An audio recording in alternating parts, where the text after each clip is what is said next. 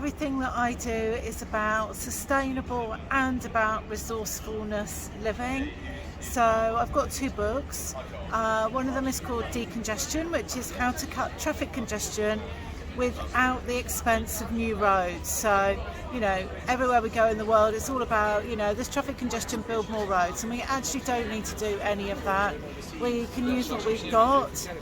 The roads are only busy, in the morning and the afternoon peak, and we can be more resourceful with the infrastructure that we've got. And I guess it's a bit like sewing, where if, we talk about mending or darning our clothes, but actually we need to mend and darn our civil infrastructure.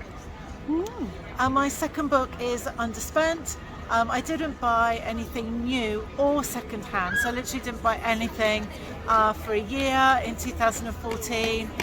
I didn't dramatically change my life to do it. I saved 38% of my salary, and for me it was absolutely life-changing. It's changed my life in so many ways. So now I kind of walk the walk, talk the talk, and kind of help others to do the same. So in a way we're sort of sucked into thinking that we have to have a certain amount and live a certain way, aren't we? Like the system drives us towards that. So I always say that consumerism is a psychological operation. Basically from when we're born, we're bombarded with advertisements and marketing, and if you have this, you'll be bigger, better, brighter, whatever. And so I call myself an ex-shopaholic. I wasn't a shopaholic in the way that we would think, but I was an impulsive or a compulsive shopper, in that I wasn't anything that was any different to anyone else. You see things, you think, oh, that's a nice cushion, or that's a 3 for 2 books. But now I pause before I purchase. So for me, it's not about never ever buying anything again. It's about pausing and then thinking, do I really want this? Do I really need it? I wait 90 days, 9.5 or 9 times out of 10. I think, why on earth did I even write that on my waiting list or my wanting list? So yeah, it's really completely changed my behaviour. That's clever, isn't it? Because I guess ultimately we don't need very much, do we? And you find that out when you wait. And there's always a better, brighter one there just round the corner. So I moved from Brisbane in Australia to London last July. Through a whole series of events, my half a shipping container being stuck in Brisbane because of the shipping container shortage, and then it's very difficult to buy a house here at the moment because there's so much demand. So I've lived out of a big suitcase and a small suitcase for like a year now. So yeah, I've learned that you really don't need very much at all. In fact, I probably can't really remember what I've got, which is a bit sad, but it just shows that we've been brainwashed and manipulated and conditioned all our lives to shop. So how can you make the change? Like, how can people who aren't switched on suddenly, learn? That's a really good question, and I did a lot of behaviour change work just before COVID, because I was really frustrated that people, you were doing work, I was doing work, there were other people doing really great work, and it just wasn't getting any traction. And so I started doing some behaviour change research, and then I continued that through COVID and since. And I found there were that people need a compelling reason, a strong motive, and a burning desire to change their behaviour. So it's not going to be just, there's a whole load of school children on a school trip. That if we say to people, don't do this, or this is a really good idea, until they've got that compelling reason, a strong motive, a burning desire, and basically when it's personal, it's urgent, and they care enough, that's when there's that kind of switch in their mind, and they change their behaviour. But you can't, it goes back to that old saying, you can lead a horse to water, but you can't make it drink. So it's really understanding the additional benefits that go with making these changes, isn't it? It's not just about saving money or, No, it's about that kind of whole well-being. Yeah. And I know with your pottery that you were doing, you really loved doing that. That was your hands-on activity. Tell us how that made you feel and what the experience was like. Yeah, so I'm not much of a sewer. My mum was a seamstress, but I didn't get those genes. Well, you know, I can do the basic sewing, but yeah, pottery was my kind of hands-on thing. And I went there just to try something new and really loved it and did a lot of hand building. But what I found there was that people shared their stories more because you were working with your hands and you were, you know, looking down and doing what you were doing. And because you weren't making direct eye contact, people were having a lot more kind of open and honest and more deep conversations that they might not have with their friends if they were sat in a cafe. So it was a really interesting experiment, if you will, how when you're in the act of making and doing, that people share a lot more about themselves and maybe their problems, and people were solving each other's kind of health or family problems whilst doing pottery. And sometimes it was like counselling and social work by pottery, and people wouldn't have probably asked for help in a health or a clinical environment. So really fascinating. Yeah, it's almost like a lack of making is causing unwellness. Absolutely, yeah. And so just on the wardrobe thing, Rachel, so how do you manage your clothes then? You don't do much making, but how do you select and choose and care for your clothes? So I have got clothes that I've had for like 20 years that I still wear.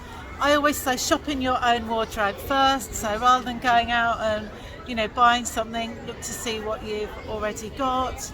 I guess having a signature or a sort of style, like for work, I always wear white shirts and black trousers, a lot of jeans and tops casually, so then you're not buying things that you know you won't wear. And also like wearing things more than once. So like now I'm working at home most of the time, you know, you can wear the same jeans for the whole week. You can wear tops for 2 or 3 days in a row.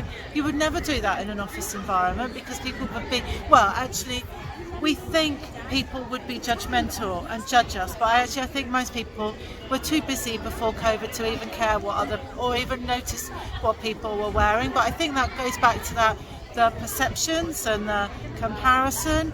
I've got like 5 work outfits, and that's what I wear. People see me in the same things all the time.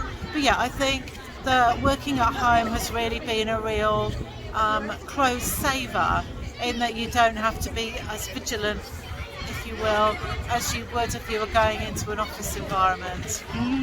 Yeah, and do you enjoy shopping secondhand for things? I love op shops. And I have bought quite a bit since I've been here because I thought I was going to be working in an office and I've ended up working at home. So I bought things, but what I do now is I don't get attached to them. So I'll sell them on like Vinted or something. So I see not as that kind of hoarding that you might have something and then you sell them. I don't gift clothes to people. People gift clothes to me. I don't gift them because I think if you've got them for free, you don't value them. But if you sell them on Vinted, someone's paid for them, they value them or they sell them on. And I think I've learned a really big lesson in all of the kind of free things that people don't actually value them. When there's a monetary exchange, then people, again, they've got the agency, they've got the compelling reason, it's personal to them. And where do you think the economy and that is going, and what sort of influence is that going to have on sustainability and the way people live? I think we're heading for a recession globally.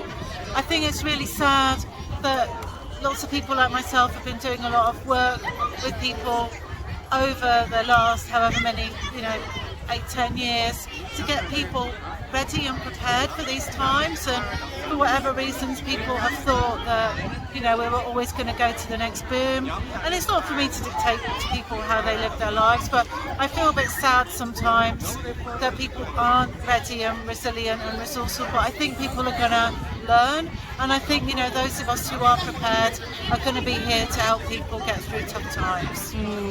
So there does seem to be a lack of agency or autonomy or a sense of empowerment. With many people feel that. I think it's harder to learn new skills in a crisis, but maybe that is the time that people are kind of nudged into changing. And we've seen that in Lismore with the floods recently.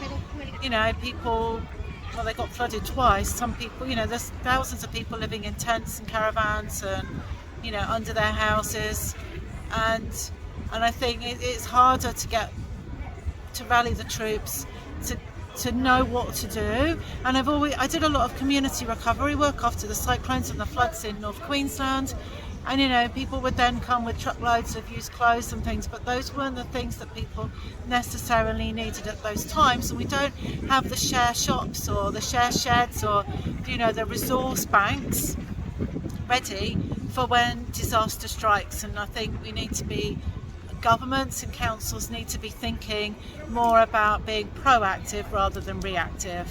I would say that society has changed, and I was writing about the other day, like the early 80s, we had inflation at 14%, interest rates at 17.